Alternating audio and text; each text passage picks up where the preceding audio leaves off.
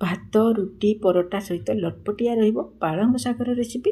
प्रथम शेष जाए देखिबो, लाइक शेयर सब्सक्राइब करिवो। तेल दे देकी लंका जीरा कटा पियाज देदेबा। पियाज टिके भाजी गला परे आलू को भाजी देबा। आलू टिके भाजी होइजिवो, ग्रीन मटर को देकी टिके भाजी नेबा, ताको घोड़ाई नेबा।